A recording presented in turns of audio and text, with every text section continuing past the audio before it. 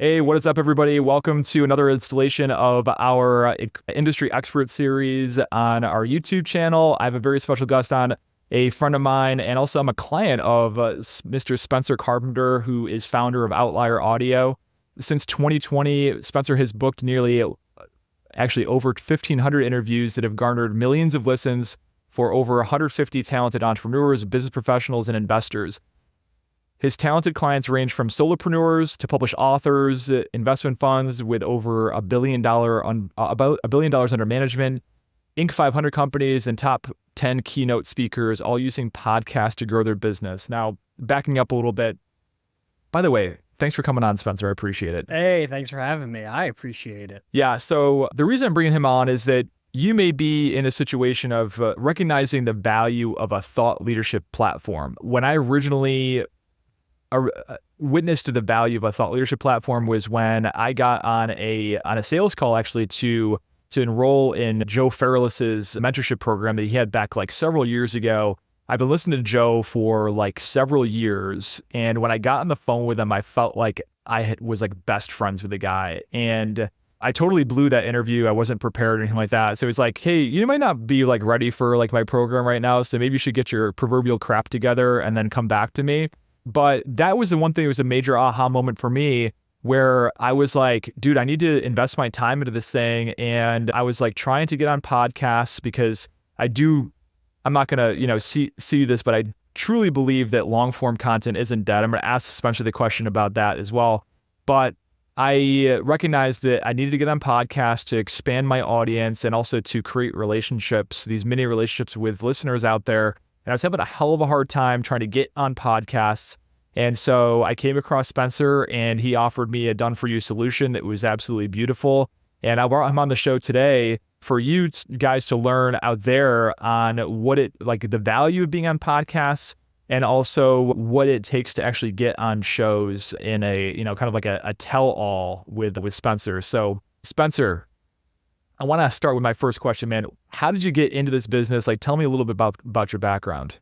Yeah, so I was in the music industry for 15 years, and I started booking concerts in my hometown, scaled that up to doing multi-day music conferences and festivals, and I ran some small record labels and stuff like that. But I was dealing with death metal bands that you and I both like, and at the time it wasn't. I loved doing it, but I didn't really see a path forward without moving to LA or Nashville or New York or something like that.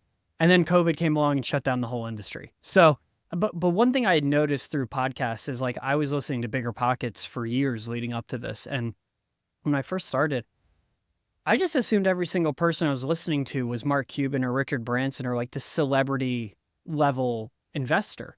And then I found out that podcasts were actually this medium where the everyday, for lack of a better term, Joe Schmo investor could really shine through and get a platform. And not just that, but like these people are out here ready to give away the keys to the kingdom. I mean, this was before everybody had a course. This was like literally everyone just was out there trying to teach you that you could do it. And this was before COVID and everything, but I was like, wow, there's probably no one representing any of these people. And at the end of every episode, they're talking about how their time is best spent dealing with deals, not being an agent, not doing the marketing. Like they realized through scaling that like they shouldn't be doing all things. And I'm like, yeah, but I bet they're still reaching out to podcasts on their own. And on top of that, similar to what you said about the aha moment with Joe Fairless, like the first time I met somebody in the podcasting space was from a crypto podcast, and he happened to be in Philly. I went and got dinner with him, and it was I just gone through a career change, and I was telling him like, oh, I was in music for a long time, and now I'm here, blah blah blah. And then I kept having to remind myself, oh no, he doesn't know me. I just know him. I've known him for 2 years. I know what he's invested in. I know that he had a child that he had to pull off life support after 10 days. I knew that he had a sister that had died. Like I knew all of this about him, and he knew nothing about me. And that was like, this is long before I even considered anything about podcasts, but I was like, holy crap. This is a medium that really allows people to build rapport and build relationships with the listener in a way that like you can't do with short form content. You can't do with a book. You can't do with just Instagram posts, because you can pose for an Instagram photo or video all you want. But if you're on a podcast every single week, it's a little bit harder to not have your true personality shine through. So it was just kind of like this shift in timing and understanding the medium and just the need for talented entrepreneurs to have someone that focuses on this for them. And so again, just having worked with like metal bands, shifting to capable entrepreneurs was a way easier shift. So if somebody's going to DIY this thing, right? Obviously, I hired you because I didn't want to DIY because I, was struggling myself in trying to get on shows.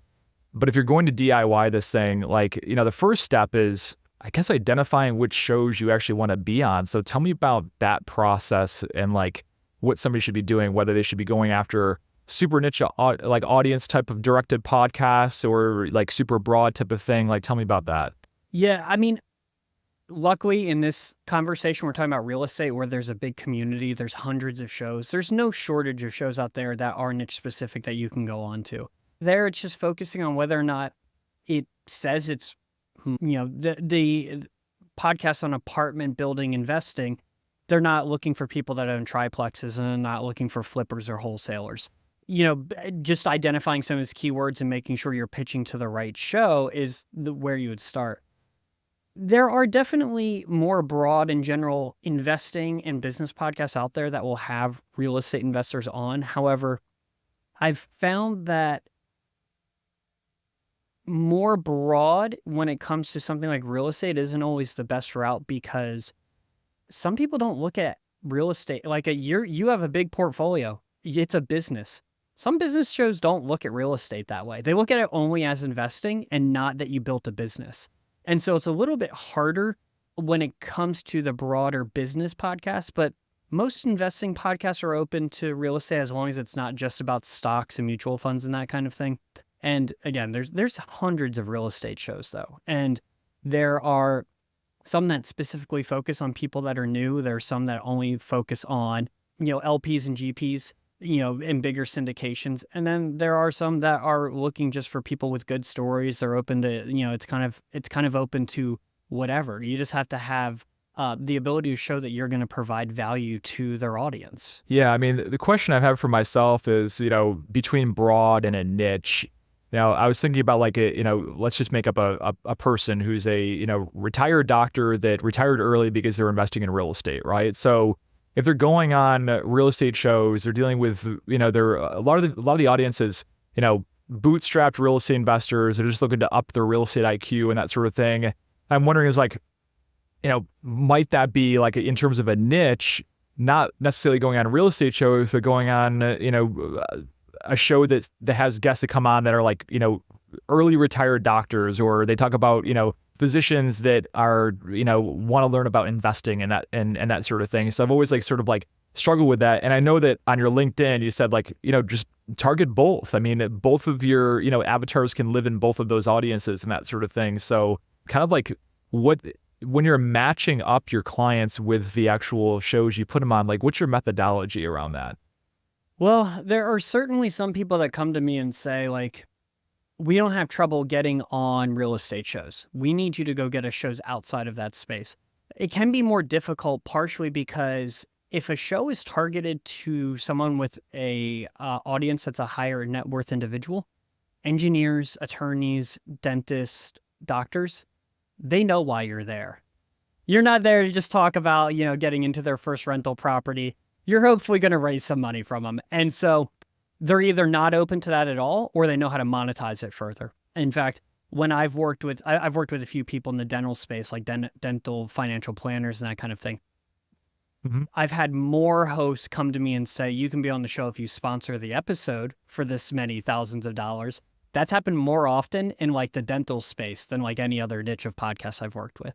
So it is a little bit more difficult when you're branching out because some people understand why you're there, especially again, if you're dealing with those Henrys or high net worth individuals, they understand, like they know what you're there for. So, but you can still, if you can provide information that is helpful, whether or not someone invests with you, they're still more open to that. And so it's not just like, you can't just go to them and say, here's why you should be investing in real estate syndications. then they know exactly, like there's only one path forward. It's to call you afterwards. But if it's you're teaching a doctor how they can use, like if you're teaching them how they can get into their first property and build it up from there, they can do that on their own whether or not you're there. And so the host understands a little bit further that like you are giving away information that's actionable to their listener and helpful regardless. I think that's amazing advice. Yeah, because I've also like, I mean, as you know, we've been connected for quite some time, and I've had like a lot of loss in my life, for instance, and I've gone through the grieving process and that sort of thing. And I'm not necessarily looking to like go on shows and have some like big like call to action. I'm like, hey, come and subscribe to my YouTube channel or get on my email distribution list. But I've like I've wondered like, I don't know. I mean, I've gone through the grieving process of losing both of my parents in my 20s. Like I've had like a lot of like gnarly stuff happen in my life, and I have a lot of, I guess, lived experience to offer. I'm going through that, and like, should I even be going on shows that are like way so far outside of my typical like real estate and entrepreneurship podcasts that I've been on in the past, and kind of like go in a completely different direction, like in terms of trying to curate a list of shows or show types to target? Well, so the way I recommend people do this when they're new is like identify. First, let's just say you can't pitch yourself to a show saying, I want to talk about real estate investing. You have to provide either a strategy, a story. There has to be some value there that hasn't already been said. And it doesn't mean you have to have a brand new I mean, we know all of the investing strategies. There's not many new ones to uncover.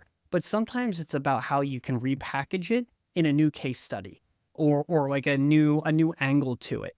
And so one of the things that like I remember your pitch specifically, I still reference this to people, is that like you had a rent-a-center or payday loans or something in one of your commercial properties, and you just did not vibe with their business model. They're predatory, and you didn't like that it was in your neighborhood. And so you didn't renew their lease even after they offered a substantial rental increase. They offered it to you, which would have increased the value of your property by over 6 figures on a commercial loan. And you said no. I haven't heard that story. I haven't heard that I've listened to hundreds of real estate episodes, and not a single person has talked about turning down a 6-figure appreciation play because they didn't agree with not the politics or the policies, but they didn't agree with it morally. And so that was like, I thought that was one of the coolest pitches I've ever had, was that story. And so that's where like, it's not always about the expertise. It is about the story sometimes. And that can, to your point, you've gone through it's your lived experience, and that can be a way to find yourself in there. But the other thing I recommend people do is just do some word exercises. So if you were going to go on to real estate podcasts, identify some of the words that pertain to your type of investing. So if it's flipping, if it's multifamily, if it's syndication, whatever, identify a few of those words, then build out like kind of sentences around them, and then turn it into like questions. Like, what are the questions you can answer that is, that would be valuable to the listener? I actually do. We talked about this beforehand. I have a course that I'm working on where I have a spreadsheet for this that walks people through it. But you can just go on like ChatGPT and start off with like, I'm a real estate flipper. I want to pitch myself to podcasts. What are some topics I can pitch to a podcast host? It's going to come up with super like surface level stuff, but you can it's a good starting point, and you can build upon it and make it better. And so, if you're starting off with flipping and, something along those lines, it's like, why are you flipping right now in a high interest rate environment where the market is a little bit slower? Well, it might just be because right now, the best thing you can do with your $10,000 is turn it into 20, and then your $20,000 turn it into 40. It's not parking it in a triplex where you're going to get maybe $100 a door. That's not the best use of your capital right now. And so being able to identify for a new investor, I'm assuming that the people listening to this are maybe still in the beginning of their of their careers, or they've only done, let's say, 10 deals. These are the conversations that you can have and bring a lot of value because you're not too much further along than the person that hasn't done any deals. And so you're kind of at the same level. This is exactly what you can speak to. Usually not as much about syndication. Even if someone in the past year has gotten into their first building syndication, I don't want to hear from them for at least 2 years. I want to make sure they didn't default, considering the conditions and everything we're hearing on the horizon. So I think that's like where people can bring the most value if they're just getting into this, is speaking on their experience and what they would be saying to the new investor. All right, so Spencer, we're talking about identifying some potential shows to target and that sort of thing. After that, let's say you have a list of like 20 shows you want to be on, and they may be niche, they may be broad, they may be, far left field type of stuff, like based upon like, some sort of lived experience. What are the steps after that to actually like get on those shows in terms of like how to, I know you illuminated this a little bit in terms of what you just said, but like what additional information can people know and this is actionable to get themselves at least considered? Yeah. So it's obviously the pitching process is really important, and just assume that like you can kind of tell by the size of a podcast, by looking like how many interviews they've done, how many 5-star reviews they have. Like we all know BiggerPockets is the biggest. Brandon Turner's show is probably pretty big. Best Ever is pretty big. It drops off after that pretty quickly. And so what you can do is like, off the bat, I typically wouldn't go for the biggest show. Look for the ones that look like they're a few steps down. And then the thing that I always do with every single one of my pitches starts off the same way. It is, hi, so-and-so. I'm reaching out about my client's name being on, podcast name to talk about. And it's the 3 leading topics that I've determined. It's one long run-on sentence. It's usually like 3 lines. It's totally not grammatically correct at all. But the point isn't to impress them with my grammar. It's to show them right off the bat, here are the 3 things I think I can provide value to your show. And then if they agree, let's just assume everyone's getting dozens of submissions. They're either going to read on or they're going to close out. Those are the two options. If you hook them with the topics you can speak on, they'll read on. And so I don't recommend you send a 5-paragraph bio of your whole story, but a couple of paragraphs. Ideally, it's like, here's some of your background in 1 paragraph, and then here's where you're at today. This is where you're at in terms of your success. If you're new, that's a little bit harder to do, but you can just say like, I'm still a local investor to Rochester, New York. And these, over the last couple of years, I've been able to double my salary, or I've been able to match my salary through only flipping 3 properties a year.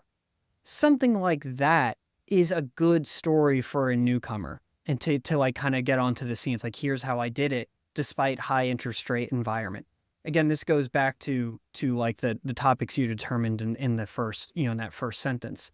And so again, it's not about reinventing the wheel. It's about just how can you provide value. Sometimes it might not be about the investing itself. Maybe it's about scalability. Like every business or investing show needs to talk about scalability. They just can't do it every week. That would be boring. It's like, so give them a reason to bring it up this quarter. And it's, if you can not reinvent the wheel, but make it sexy or give a case study about your lived experience on it, that can be really valuable. The other thing I always recommend is like, you should have, while I mentioned in the first paragraph, the first sentence, you are leading with 3 topics. I recommend you have like 4 to 6, and that's a whole other section.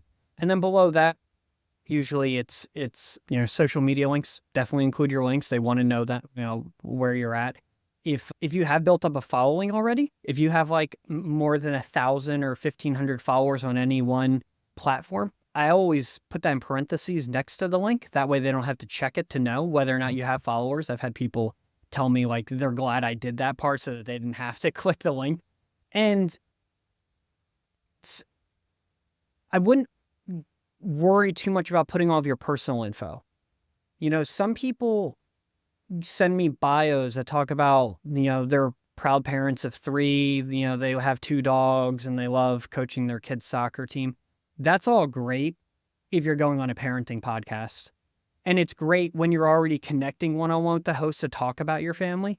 But in terms of getting you booked on the podcast, it serves no purpose. It's more words that they have to read, which just makes your pitch look longer, which in turn makes the assistant think they're going to have to read more, or the host or whoever. So it's really about being as concise and like informative as possible. Also, just a little pet peeve of mine is like, I hate when people send me a pitch and it's like, I'm reaching about the potential for a collaboration between our 2 respected people, blah, blah. No, I'm reaching out about being on the show to discuss these things.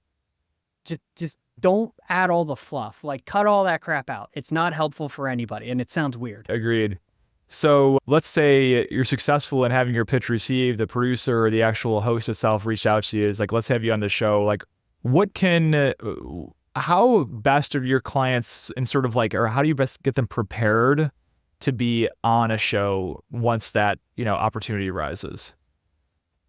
I wouldn't overthink it. You are there to be you, but you should listen to a couple of episodes beforehand and just understand. I mean, especially if you're pitching to someone you don't know. I mean, if you're pitching to shows that you're familiar with already, then there's not much you need to do to prepare. But like, how embarrassing would it be to go on Bigger Pockets and not know about the fire round? It's the biggest podcast in the world, and you've never, in real estate, and you didn't know about the fire round. That would be pretty embarrassing. And so lots of shows have kind of taken from that, that model. They have one show or 3, they have one question or 3 questions they ask every guest at the end. Just be aware of that, so that you're not caught off guard and don't have the answers ready. But other than that, I mean, you listen to a couple episodes. That way, you don't accidentally say the host's name wrong. That would also be embarrassing and kind of like disrespectful. But I wouldn't overcomplicate it too much. Like, you're not going on TV. This isn't meant to be a 3-minute polished interview. It's meant to show your personality, and it's meant to like let people get to know you. I don't worry about the fact that I say and I realize that sometimes I have a problem staring off while I'm talking. I've had to get better at it. I've had to learn to look at my, my camera, but like, no one's here to judge you, So the best thing I'd say is just go listen to a couple of the episodes before you do it. Make sure you show up on time. In terms of like tech, you don't have to have a $300 microphone like me, but you should, like, at the bare minimum, have your AirPods. You can't speak into your laptop microphone. It's going to sound like crap. And if you don't have headphones in, the sound that comes out is going to feed back in and it's going to sound terrible. That's just some basic tech, stuff for you. But if you can get something better than AirPods, that's a plus. Because don't forget, this is like, as much as it could just be you're going on a podcast, it's also content you can repurpose. This is stuff you can put on your social media as you start raising capital, or whether that's privately or like on a larger scale. If people search for you, they're going to see you're on the podcast. They might check it out to see if they can trust you. So you want to present yourself the best. And if you were to go and like pay for someone to come in with, a video camera and audio, I mean, you'd pay hundreds or thousands of dollars for them to come in for a day and make some content for you. Matt, you're paying for this for me. Like, your infrastructure is the one that's being used for me to be on this podcast. I get the content at the end for free. So you want to make the best out of it, It's a real deal for anybody. Yeah. Even if you can only get like 3 podcasts, that's tons of content you can repurpose over and over on social media. Spencer, one of the things is that has been difficult for me is that I wouldn't say I'm an Eeyore, but I kind of have a natural personality where I'm like a little bit, I'm like a very, very like a certain lower frequency and that sort of thing. And so I've had to, and this is only by putting the reps in, by being on shows and having my own show and that sort of thing, is to like actually like animate myself. And I'm actually doing this right now. And I had to force myself to do that so that, one of the things in terms of like tonality on a show, because a lot of these things, like people are listening to it. What are some sort of like exercises that somebody can do to actually kind of like get themselves ready to, I guess, mold their personality for like being at a show, because it's definitely not a telephone conversation type of thing. Right. It's got to have some dynamism to it. So what are your tips and tricks for that? I'd say more than anything, it is the reps. I mean, especially if you know you're an introvert and this is not something you're comfortable with, you're mostly going to get the most practice out of the reps. But I mean, it could just be as simple as rehearsing a little bit about how you're going to introduce yourself, at least understanding your story. Because look, 3 or 4 or 5 minutes into a conversation like this, you've warmed up a little bit. You're just going to you're going to naturally take over with what is interesting to you and like where you see the conversation go. I mean, the host is also there to kind of push it along. So it's not like it's on you to fill 45 minutes of conversation or 30 minutes or whatever. But if you need to practice a little bit, I just practice telling your story, because that's the thing that's the most you. That's what's going to open you up a little bit and get you in your zone, and nobody can tell your story better than you can. So I would say like that's the best practice you can get, and just doing some of the reps. I mean, but I'm with you. It can be daunting, but also remembering like this isn't live. Like right now it's just you and me talking, and people are going to hear it later, but like we're not on a stage, Also understanding that like this is going to be edited. If I said something that like I messed up, I can ask you, hey, can you edit that out? That's very normal. Like you guys don't have to worry about like looking stupid or something like that. One, it happens, but two, it's all malleable, So that's what I would recommend. But that's also why I don't recommend people just like go after the biggest podcasts to start. Go get some I mean, you could be as confident as you want. Maybe you're not worried about being animated at all. You should still go do some smaller podcasts first to get comfortable with it. It's kind of crazy how many people like just have a great story, that have a great first deal, and then make it onto a huge podcast. And you can tell like they've never done this before. And it's better had they like just gone on a crappy podcast a few times before going on to like Bigger Pockets or something, There are certainly a few people that's been their experience. And it's like, man, if they had just done a few before that, it would have been nice. But, it really is.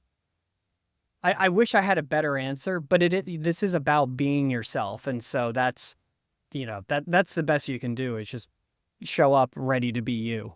I totally agree with that in terms of like I worked really, really diligent with you on crafting, not crafting my story because it was not made up or anything like that, but like just writing it out and then editing it and then having some sort of framework within which to tell it. Because what was that? I think it was like Steve Jobs or somebody said like that, who like controls the world is like the best storyteller or something like that. I know I butchered the hell out of that, but being able to like tell your story and that sort of thing is incredibly important. And that is what allows people to like lean in and understand you as like everybody, no single person is the same. It's your story which sets you apart.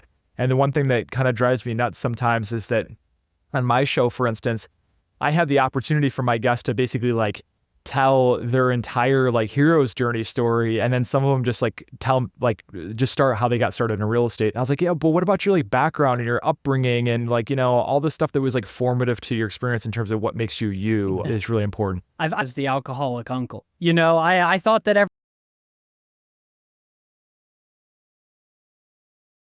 and then I learned that not everyone has that. So sometimes it's pulling teeth to like come up with trials and tribulations. Nice. I know you got to jump on a call, Spencer, so I want to be aware of your time. So for our listeners that want to learn more about you and Outlier Audio, what's the best way to get in touch with you? Yeah, so I'm pretty active on LinkedIn. Every day I post questions from my community that are answering like how to get booked on more podcasts. And it's also repurposed as a podcast called Questions with a Podcast Booking Agent. So it's tons of free information right there.